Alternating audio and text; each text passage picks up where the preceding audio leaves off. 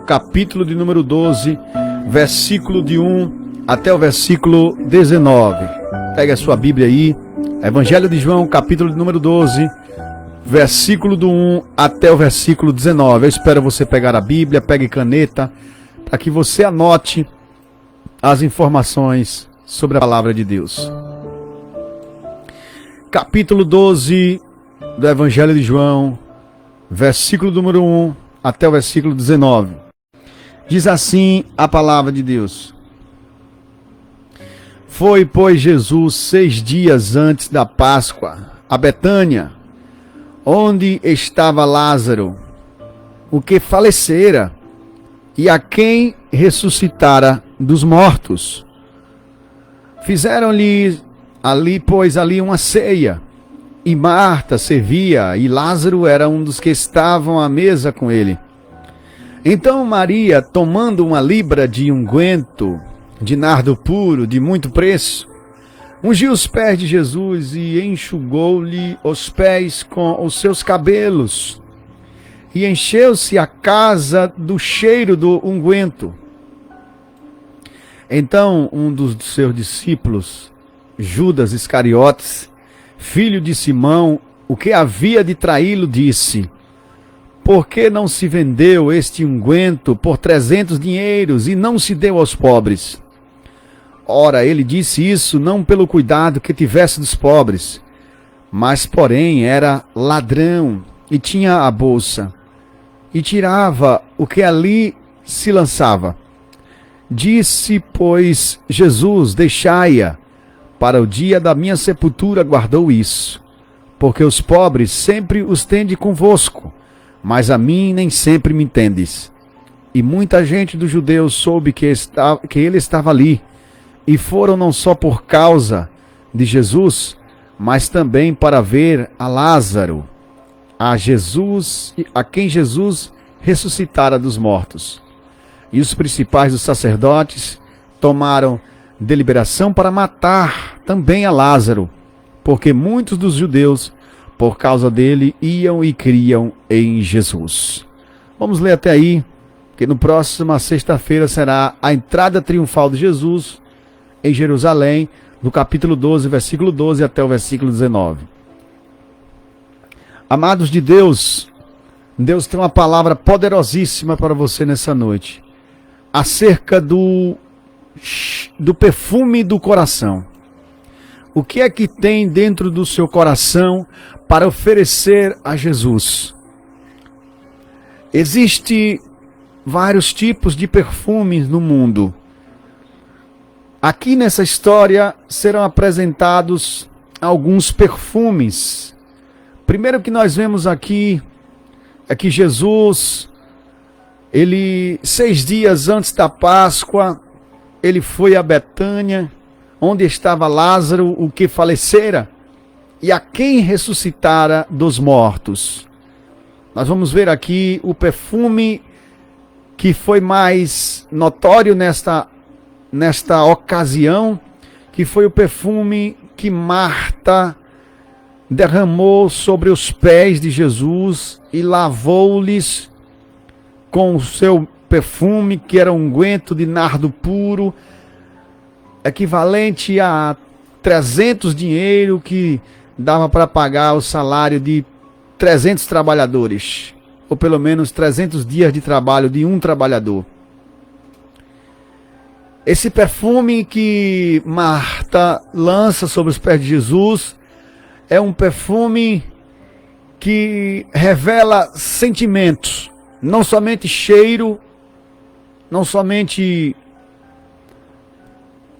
cheiro palpável, cheiro sensível, mas um cheiro da alma, um cheiro do coração.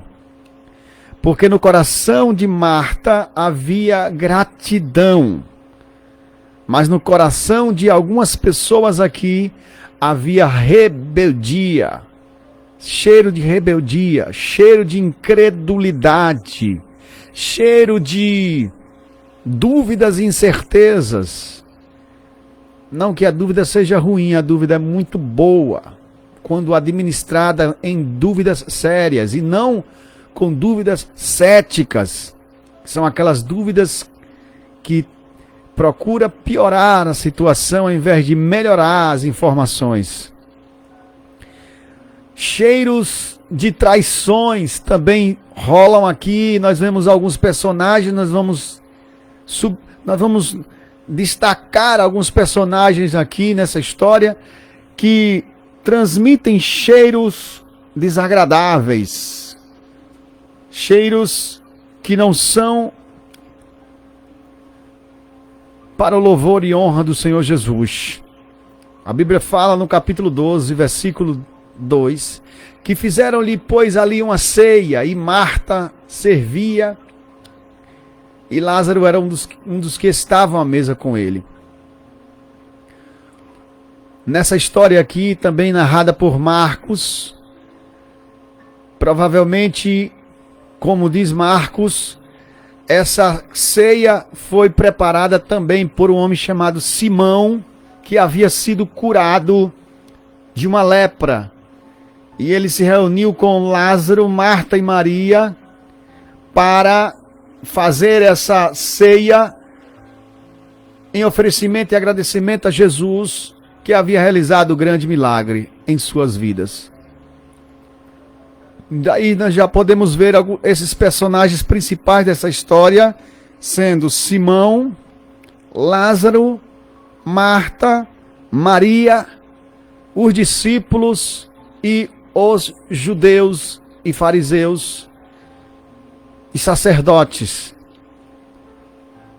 Participam dessa ocasião aqui diretamente Simão, Lázaro, Marta e Maria e os discípulos, e indiretamente os fariseus e sacerdotes. E os discípulos de Jesus têm interpretações e transmitem cheiros semelhantes ao cheiro transmitido por um cara chamado Judas Iscariote. E nós vamos ver aqui que os cheiros, simbolicamente representados por sentimentos, são perfumes desagradáveis ao Senhor Jesus. E a única que tem um perfume agradável é o Senhor Jesus, um perfume do coração, um perfume diretamente do espírito e da alma. É apenas Marta que se destaca, Lázaro que fica em silêncio, Maria e Simão, que não aparece nesse texto, mas aparece no texto do Evangelho de Marcos, que é um evangelho sinóptico, que também narra essa história do encontro dessa ceia entre essas pessoas familiares e Jesus. Aqui é um momento de descontração, porém uma preparação para o dia do sacrifício vicário do Senhor Jesus. Aqui é um momento de preparação para Jesus ser entregue e morto para a remissão dos pecados da humanidade. Marta prepara algo espetacular para a recepção de Jesus. Ela prepara uma libra de um unguento de nardo puro, de muito preço. O que me chama a atenção aqui, que poderia ser um perfume que exigia que guardasse muito dinheiro, ou que fosse um perfume, suponho eu, de herança, um perfume ganhado. Deus abençoe, irmão Simval Melo, boa noite, a paz do Senhor Jesus. Ganhado de presente por alguém, muito importante, é um perfume de casamento, foi algo valiosíssimo que Marta guardou, somente ela guardou este perfume especial para Jesus. Afinal de contas, Jesus havia ressuscitado o seu irmão. Jesus havia atendido o pedido dela, quando ela disse: se o Senhor estivesse aqui, meu irmão não teria morrido, portanto agora sei que tudo quanto pedires a Deus em oração, Ele tu concederá. E Jesus a concede realmente. Quando Jesus ressuscita esse cara, e esse cara agora está aqui calado nessa reunião, nessa ceia, sem falar absolutamente nada. Nós vamos comentar um pouquinho daqui a pouco sobre Lázaro, sobre o perfume do sentimento de Lázaro. Marta, ela prepara não somente um perfume do sentimento da sua alma como gratidão, mas um perfume físico, palpável, que dava para sentir o cheiro. Perfume de unguento de nardo puro, de um valor extraordinário, que se fosse calcular em real, hoje, se um dia do trabalhador for R$100, daria 30 mil reais. Se fosse a R$50, daria 15 mil reais. Só esse perfume. Imagine você preparar um perfume para derramar sobre os pés de alguém num valor desse. O perfume, segundo os perfumistas, ele tem 3 notas. A primeira nota é a nota de cabeça, que é aquele cheiro que a pessoa compra o perfume através do cheiro. A segunda nota é a nota do coração, a nota de base. É aquele cheiro que fica impregnado no corpo da pessoa e você sente horas depois. E por último, o perfume e a nota de fundo, a nota de fundo. São 3 notas, de cabeça, de coração e de fundo. Quem entende de perfume sabe do que eu estou tentando falar. Eu não sou especialista em perfumes, mas segundo as informações básicas que tenho, o perfume ela tem 3 etapas, 3 notas. E aqui, nesse momento, Marta, ela prepara um extraordinário óleo que perfuma toda a casa, com a nota de cabeça, nota de coração e a nota de fundo. A nota expressiva do perfume maravilhoso. Todos os personagens aqui, só ela, de todos os personagens, somente Marta tem um perfume. Lázaro, que foi ressuscitado, não traz perfume, não traz um óleo ungido, um unguento de nardo puro. Simão também não traz, mas ele oferece a sua casa, oferece os alimentos. Os discípulos também não chegam com perfume, somente Marta. Marta, melhor dizendo, Maria, desculpe. Marta, na verdade, servia. Quem trouxe o perfume foi Maria. Quero retificar aqui, viu? Houve um equívoco. Quem trouxe o perfume foi Maria. Mas Marta, ela se expressava como serviçal na ceia. E ela não toma reclamações aqui, como em outra ocasião, quando Jesus disse: Marta, estás afadigada com muitas coisas, mas uma só é necessária. Jesus aqui não a repreende, deixa ela à vontade, porque a ação dela aqui é aplausível, a ação de Marta em servir a mesa, preparar a ceia, não é uma ação errada.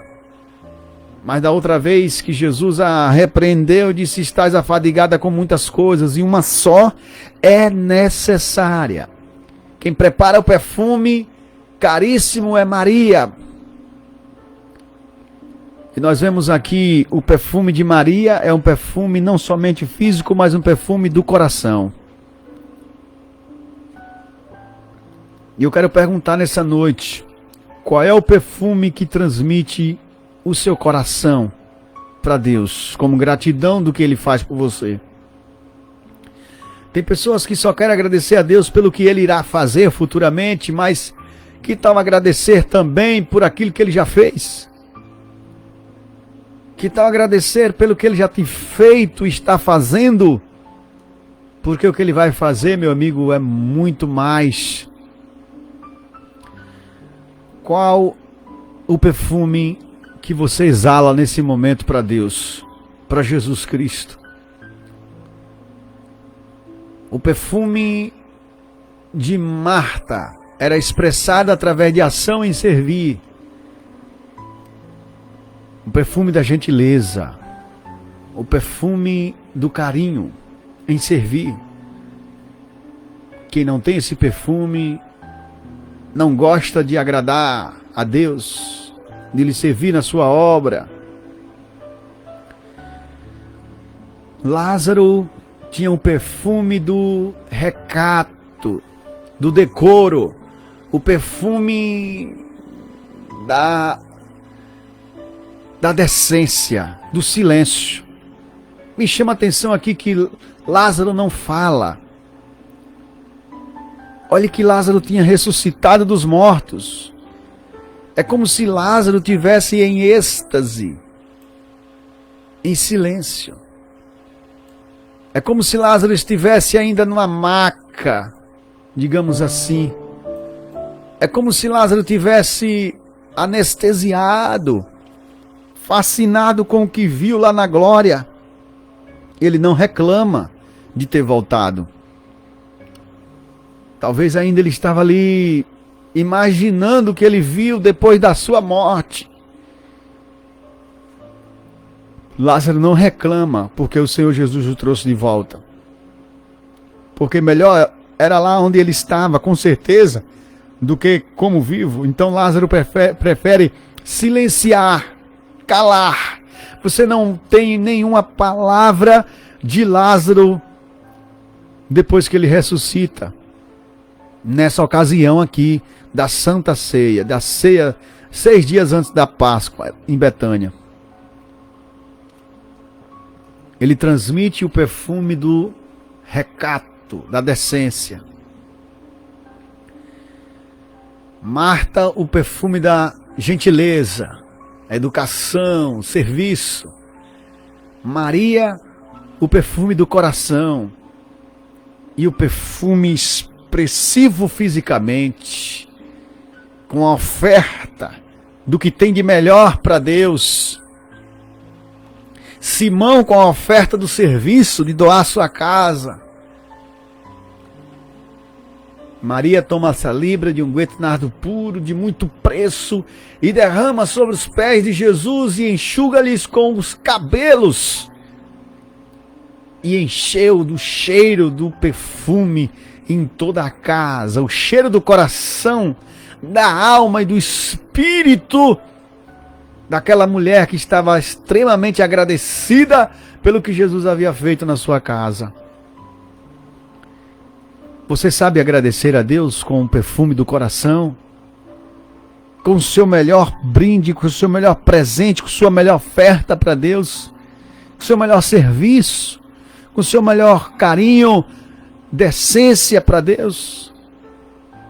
Aprendamos, pois, com essa lição aqui, porque alguém vai aparecer com um perfume da inveja, um perfume da descaração, um perfume que na verdade não é perfume, é um odor, é um fedor que sai dessa pessoa e sai de Judas Iscariotes. Um perfume insuportável, intragável, incheirável. É um perfume que não tem condições de quem está perto suportar. É aquela pessoa que quando chega no ambiente, ela estraga a área. Como já dizia minha mãe, tem pessoas que quando chega perto da gente, elas estragam a área. Esse discípulo de Jesus aqui estragou a área, estragou o ambiente, transmitiu a podridão da sua energia negativa, da sua energia pessimista, disfarçada de caridade, disfarçada de obras boas, disfarçada com descaração, descaramento, porque Judas era descarado. Antes de chegarmos em Judas, nós vamos ver que Jesus, ele é ungido os pés. Por que Maria não unge a cabeça de Jesus? Acredito eu que ela preferiu agradar a Jesus naquilo que poderiam dizer que era a parte pior de Jesus, que eram os seus pés de chulé, sujos da estrada de chão que ele costumava andar, mas que merecia honra porque eram os pés que levavam as boas novas, a palavra de salvação, cura e libertação para a humanidade.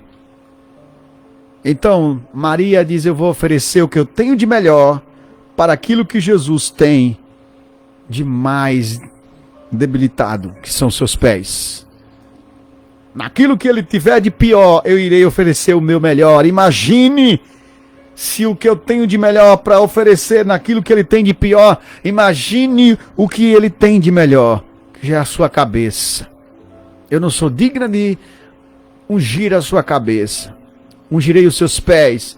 Ungir os pés era a tarefa de uma mulher que era casada com seu marido, ou então mulher só podia ungir defunto ou esposo.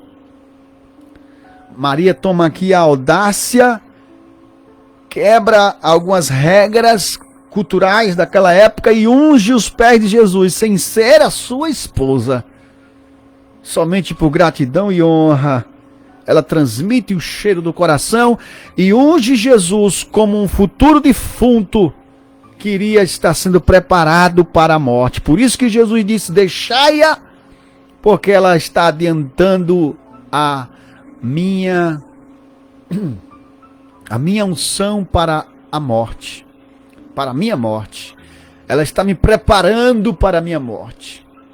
E vamos ver aqui no versículo 4 que um dos discípulos, Judas Iscariotes, filho de Simão, o que havia de traí-lo, disse: por que não se vendeu este unguento por 300 dinheiros e não se deu aos pobres? Olha a falácia de Judas Iscariotes. Disfarçado de caridoso, de ajudador de pobres, ele, com a sua máscara fantasiosa, hipocrisia, ator muito habilidoso, ele consegue convencer multidões com seu discurso de caridade. Quantas pessoas se escondem atrás da Bíblia, se escondem atrás do nome de cristão, de pastor, de líder, para roubar as ofertas, para fazer comércio com Cristo, com o que ele tem para oferecer, e com um discurso de ajuda aos pobrezinhos. Se escondem atrás dos pobres para roubar. É a lenda do Peter Pan, que rouba dos ricos. Robin Hood, melhor dizendo, Robin Hood rouba dos ricos para dar aos pobres. Tem pessoas que dizem assim: a rouba logo um banco. Ficar roubando pai de família, esse que rouba pai de família merece morrer. Mas o ladrão de banco não, tem que roubar banco, roubar muito dinheiro. Era assim o discurso de Judas Iscariotes, o traidor. Aquele que não tinha a conversão de dentro para fora, como Jesus disse: necessário vos é nascer de novo.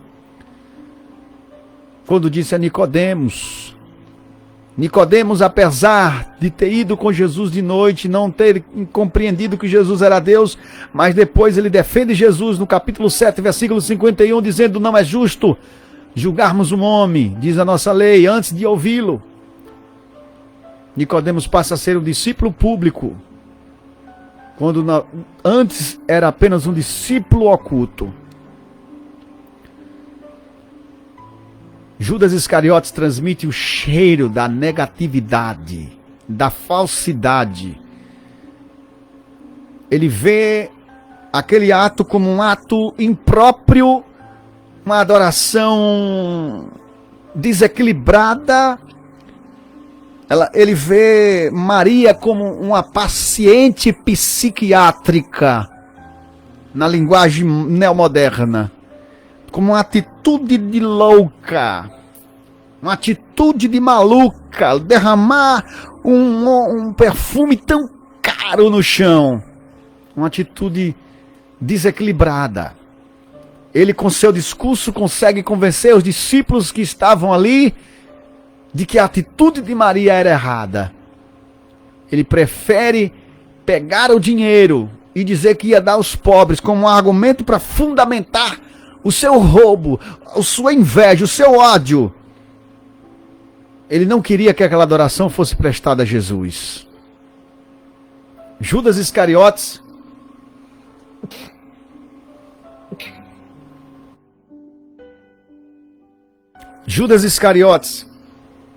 não fazia questões de prestar culto ao Senhor Jesus. Judas Iscariotes não entendia o que significava louvar ao Senhor Jesus. E com seu discurso ele levava multidões, porque até os discípulos transmitiram um cheiro também semelhante ao cheiro que foi transmitido de Judas Iscariotes, o cheiro da incredulidade. Ora, ele disse isso não pelo cuidado que tivesse dos pobres, disse João, mas porque era ladrão. Tinha a bolsa, tirava o que ali lançava. Judas estava atrás do dízimo, da oferta, das 30 moedas de prata, que ele venderia Jesus por 30 moedas de prata.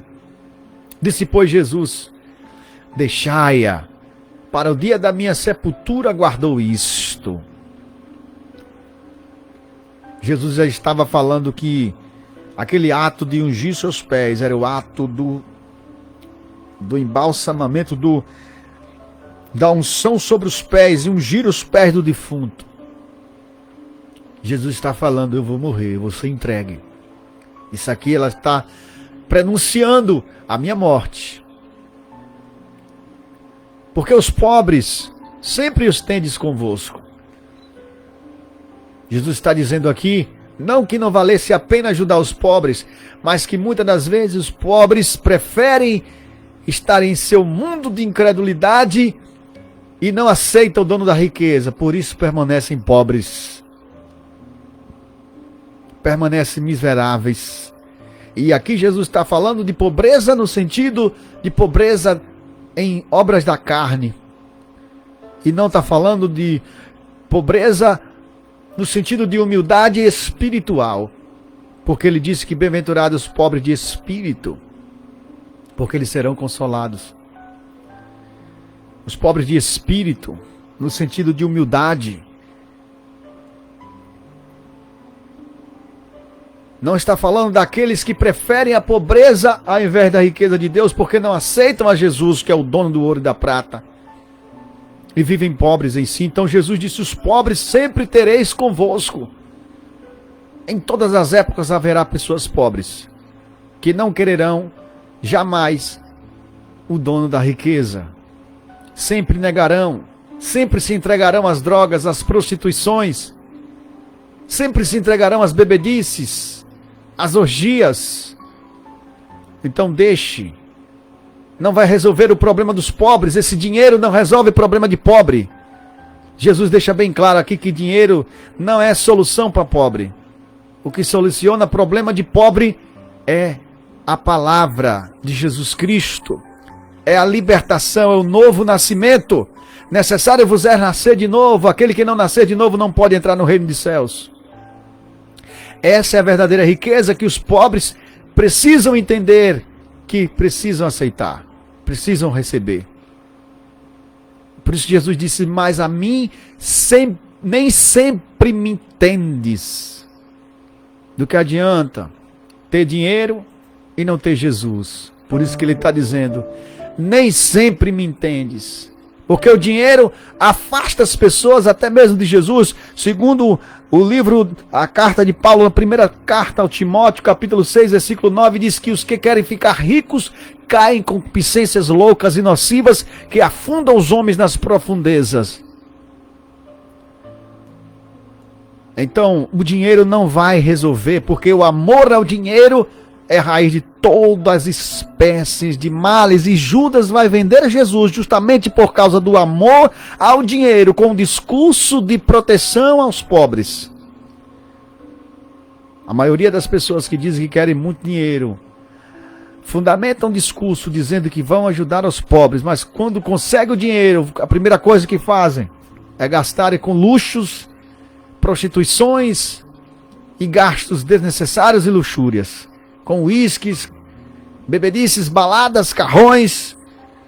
Esse era o sonho de Judas. o sonho do império, tomar o império romano. Ele queria que Jesus tomasse o império de Herodes. Esse era o plano de Judas Iscariotes. Mas o reino de Jesus era o reino celestial, com a vida que em grego é zoe e não vida biológica. Foi perguntado no início do programa para o meu amigo Cauã, um menino muito inteligente. Apenas 15, 16 anos Cauã tem. E faz cada pergunta espetacular. Ele diz: quem somos nós? Nós somos seres biológicos, porém seres celestiais. Temos uma vida biológica aqui na Terra e uma vida zoe. Zoe em grego koine é vida celestial. Nós temos uma vida celestial nos esperando, porque foi de lá que nós viemos e de lá para lá voltaremos. Mas a nossa alma, ela é livre para escolher se quererá estar inclinado à vontade da terra, a vida biológica, ou se a vida celestial. O espírito, ele vai voltar para o seu lugar de origem, mas a alma é sua, você pode fazer dela o que você quiser. Muitas das pessoas não precisam nem ir para o inferno, porque já vivem no inferno negando a Deus. Negar a Deus é viver num inferno biológico. Viver sem paz, sem harmonia com o seu próximo, com ódio no coração, sem perdão, é viver no inferno biológico. Sem contar o inferno eterno, que é o pior de todos. E não vai adiantar, meu amigo, você ter práticas de bondade sem nascer de novo, porque práticas de bondade não vai te salvar. Vou te explicar. Em aos Efésios capítulo 2, versículo 8 diz: pela graça sois salvos, por meio da fé. Isso não vem de vós, é dom de Deus, não vem das obras, para que ninguém se exalte. Não vem das obras, para que ninguém se glorie. Judas era um cara que tinha boas obras. Aqui, por exemplo, aparentemente, ele se mostra preocupado com os pobres, mas é um descarado, é um falsário, é um pilantra, é um charlatão, é um hipócrita, é um mascarado, é um fraudador, é um fake news, é um bandido, é um hack. Ele odeia as pessoas, ele se finge de boas obras. Tem muita gente assim, descarada, com ações boas. Rouba dos ricos para dar aos pobres. Vende maconha, crack, cocaína, LSD, Rupinó, para ajudar, para dar caridade no bairro. Trafica, comanda o tráfico e pega dinheiro para ajudar, dá remédio à pobre e à viúva. A pessoas que necessitam no bairro, ele ajuda. Para fazer caridade, para disfarçar a descaração que ele está praticando. A sua maldade não fica escondida de Deus, porque não há nada oculto que não venha a ser revelado, meu amigo. Até quando você vai conseguir levar essa descaração, fingindo que é uma pessoa boa, quando na verdade você nega a eficácia dela? Com aparência de piedade. Paulo disse: no fim dos dias aparecerão falsos discípulos com aparência de piedade, mas negando a eficácia dela. Judas tinha ações boas, práticas boas. Ele traiu Jesus com um beijo profano, que era chamado de beijo santo. Ele usa das coisas santas para profanar. Tem gente que faz isso. Usa das coisas boas para profanar. Profanar o ministério, profanar a igreja. Usa a Bíblia para profanar. Para pecar, para legitimar o seu pecado, em nome de quem faz o bem. Nós estamos num ano político e muitos deles irão se disfarçar. Políticos que já foram presos, que devem no cartório, que já são corruptos a favor do aborto. Se o crente bem soubesse, não votava em quem é a favor do aborto. Esses líderes políticos que dizem que são a favor do aborto deveriam ter consciência lá na hora que eles estavam na barriga da sua mãe para pedir à mãe para abortá-los, porque seria a melhor coisa para eles, visto que eles mesmos apoiam essa ação. Então, se essa ação é correta, os primeiros a serem abortados deveriam ser eles. Quem é a favor do aborto é a favor de que fosse ela a própria abortada lá na barriga da sua mãe. Você que é a favor do aborto, você preferiria não nascer? Lógico, você não gosta da sua vida. Como é que você vai gostar que os outros vivam? Quem é a favor do aborto não é a favor da vida do inocente que não tem defesa para se defender.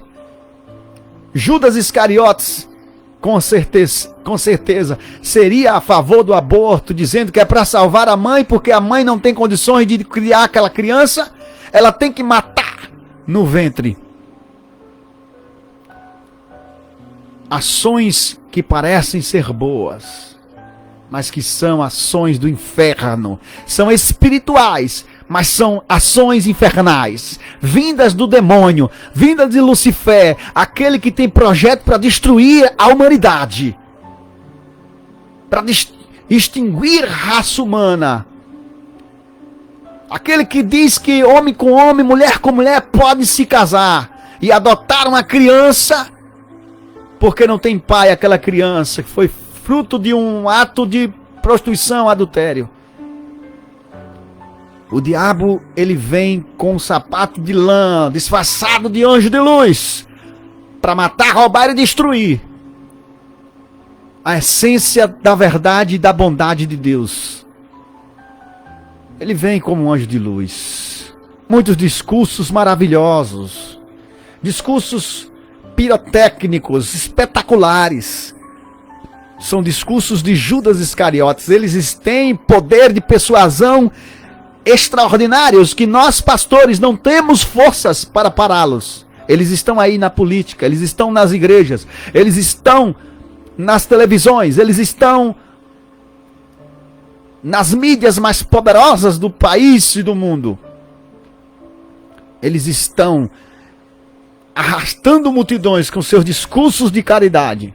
São cantores famosos, atrizes famosas. Fazem caridades, doam seus bens, seus patrimônios, milhões, mas negam o Cristo todos os dias. Negar a Cristo significa eliminá-lo, projetá-lo à sua morte, matá-lo. Todos os dias essas pessoas matam a Cristo. Negar a Cristo significa matá-lo, eliminá-lo, se livrar da sua frente, tirá-lo do seu caminho. Judas tinha obras boas. E para finalizar, meu amigo, você que diz que isso não existe, que todo mundo sabe o que está fazendo e que pessoas boas podem ser boas, ser salvas pelas suas próprias obras, num universalismo, numa teoria universalística, onde diz que todos no final serão salvos, como no filme O Alto da Compadecida, onde a mulher do padeiro, do seu Eurico, Dona Dora, trai o seu marido, e no final das contas, Maria, mãe de Jesus, intercede por ela, Cristo, e ela é salva. Da mesma forma, o seu Eurico, o João Grilo, o Chicó, João Grilo mentiroso, Chicó falsário, que adulterava com a mulher do padeiro, o cangaceiro, os cangaceiros, tudo no final são salvos. O padre que mentia, que rezava pela cachorrinha quando rolava dinheiro. Quando não tinha dinheiro, ele não rezava pela cachorrinha, pela morte, não fazia velório de cachorro. O bispo, a teoria do universalismo diz que todos no final serão salvos, e a Bíblia não fala isso. Jesus separará os bodes à sua esquerda e os ovelhas à sua direita, e dirá aos bodes: apartai-vos de mim, maldito, porque não vos conheço. Tive fome e não me deste de comer, tive sede e não me deste de beber, tive nu e não me esquentaste, tive preso e não me visitastes. E perguntarão: onde te vimos assim, nu, com fome, com sede, preso? Jesus, de todas as vezes que você deixaram de fazer a um desses pequeninos, deixou de fazer a mim. Jesus não está falando que as pessoas serão salvas pelas obras, mas os salvos, eles fazem as boas obras, porque são salvos em Cristo. Todo salvo tem boa obra. Não serão salvos pelas boas obras. Só por a graça sois salvos. Mas todo salvo é chamado para a boa obra. Efésios 2:9. Mas os que querem ser salvos pelas suas próprias obras irão chegar na hora de dizer: Senhor, nós curamos em teu nome. Olha só. Nós profetizamos em teu nome, nós ajudamos os pobres em teu nome. E ele dirá: apartai-vos de mim, maldito, porque não vos conheço.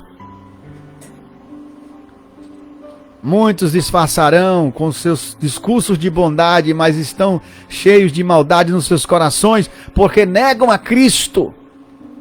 Como Judas Iscariotes não aceitou a adoração que Maria Madalena deu a Jesus ali, derramando o seu perfume do seu coração. Qual é o perfume que tem no seu coração nessa noite? O que exala de dentro de você é maldade? Você sente raiva de mim porque eu estou pregando isso? Você sente ódio de mim? Não é você que está sentindo isso. Não é você que está transmitindo isso. É o espírito maligno que está fazendo você feder desse jeito. Então ele vai sair da sua vida hoje. E Jesus, ele vai pegar esse óleo e vai jogar sobre você também. Lavar os seus pés, porque ele lavou os pés dos discípulos com água. Ele quer lavar não somente seus pés, mas como também o seu corpo inteiro, sua cabeça, seu espírito. E ele quer fazer você nascer de novo. Meu amigo, muita gente lá no inferno vai querer fazer caridade e não vai poder mais. Vai querer doar cesta básica, brinquedo no Natal para as crianças, aparecer no Facebook, tirar fotos, postar dizendo: olha só que eu ajudei. Eu fiz boas obras. O rico, quando morreu e foi sepultado lá no inferno, no Hades, ele gritou e disse para Abraão: avisa a meus 5 irmãos que eles não venham para este lugar. Olha que obra de bondade. Olha que discurso carinhoso e amoroso, mas um amor infernal. Pela lógica, se esse homem fosse tão mau, ele diria: tomara que meus irmãos também venham para o inferno. Eu vim e vou arrastar esses 5 comigo. É assim que a pessoa, quando está com ódio, fala. Mas o homem que estava lá, o rico, disse: avisa meus 5 irmãos para que eles não venham para cá. A pergunta é: por que ele não avisou antes? Por que ele não disse isso em vida? Que o inferno seria ruim? Ele não disse, sabe por quê? Porque ele não acreditava. Ele era incrédulo. Não vai adiantar ter fé depois da morte, porque está escrito em Hebreus capítulo 9, versículo 7. Está ordenado um homem morrer uma só vez. Após isso, segue-se o juízo. Meu amigo, não vai adiantar ter bondade depois. Se tu tens bondade no seu coração, dê o seu melhor para Jesus, agora, em vida. Entregue-se a Ele completamente, derrame sobre os pés dele o cheiro do seu coração.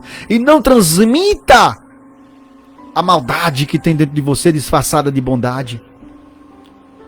Você tenta ser bom de si mesmo, mas isso não vai te salvar. Quem te salva é aquele mesmo que te exige: nasça de novo. Nós não temos poder de fazer um morto ressuscitar, mas Jesus tem.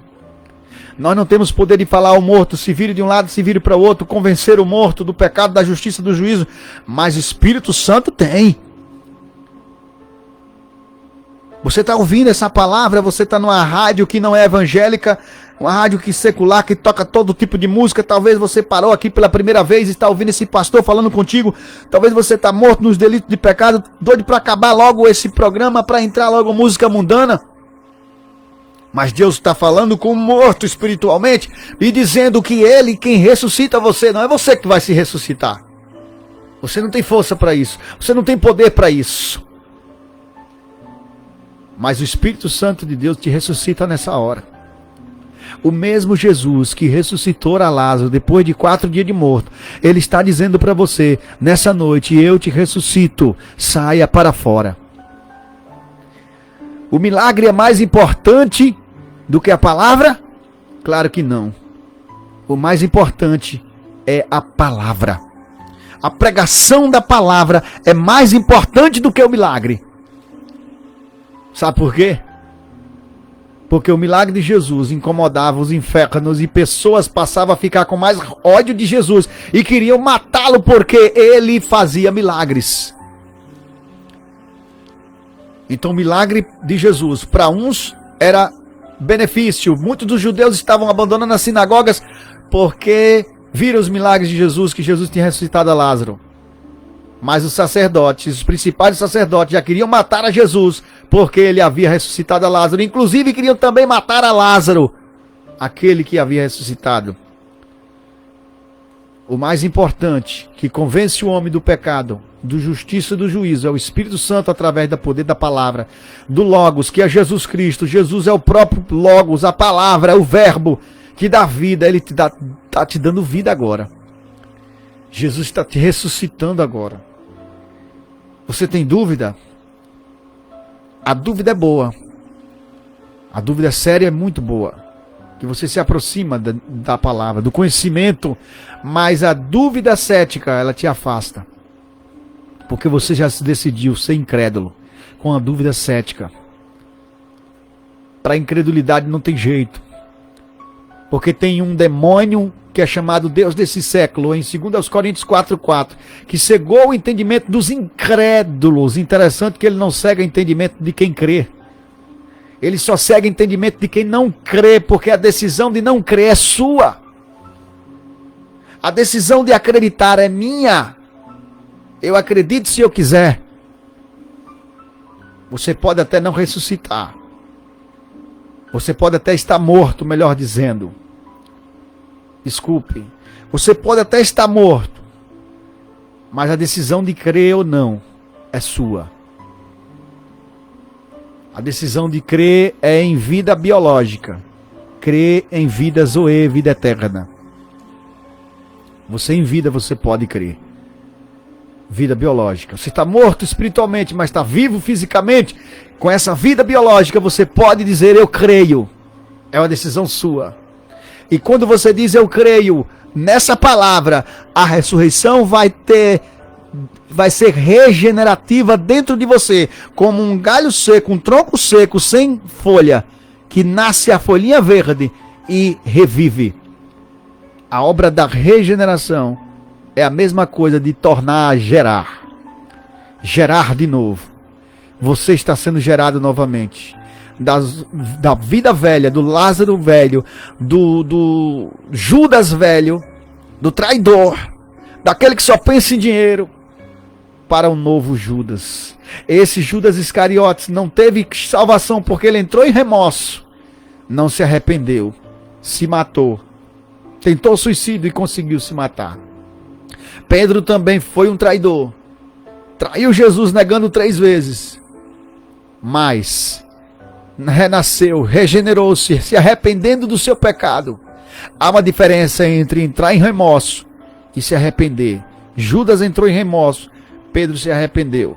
Se arrependa nessa noite, que Jesus está transformando o cheiro do teu coração em um cheiro agradável ao Senhor, que exalará até o céu, e Ele vai receber o teu cheiro, porque Ele está aqui na casa nessa noite, está em tua casa para receber. Não importa o que os demônios quererão fazer contigo, se eles irão dar opiniões sobre a sua vida, se quererão eliminar Jesus do seu caminho, não importa o que dirão seus parentes, o que farão, o que eles dizem não importará. O que importará é que você recebeu aquele que é o dono da sua vida, que você está grato por Ele em tudo e por tudo que Ele tem feito na sua vida. Glória a Deus. Receba o Senhor Jesus nessa noite. Receba a Jesus, porque Ele é vivo e está presente nesse momento. Compartilhe nossa live, nosso vídeo, nosso YouTube, compartilhe, leve essa palavra a outras pessoas. Quero perguntar se você quer aceitar Jesus como seu Salvador da sua vida. Nós iremos orar por você nesse momento. Receba Jesus, que Ele vai escrever o seu nome no livro da vida. Senhor Jesus, toma nas tuas mãos essa pessoa está te aceitando agora como único Senhor e Salvador da sua vida. Expulsa todo mal e que o cheiro do coração dessa pessoa seja um cheiro de uma nova criatura, em nome de Jesus. Amém. De oração. Glória a Deus. Glória a Jesus. Programa Compromisso com a Palavra. Até a próxima, se Deus quiser. Próxima sexta-feira. Pastor Rogério Nascimento, Igreja Assembleia de Deus Água Viva. Um abraço a todos os nossos ouvintes especiais do programa Compromisso com a Palavra. Ele fugou na manhã tão linda, a intensa claridade me aquecia, porém eu sofria e não suportei o vasto calor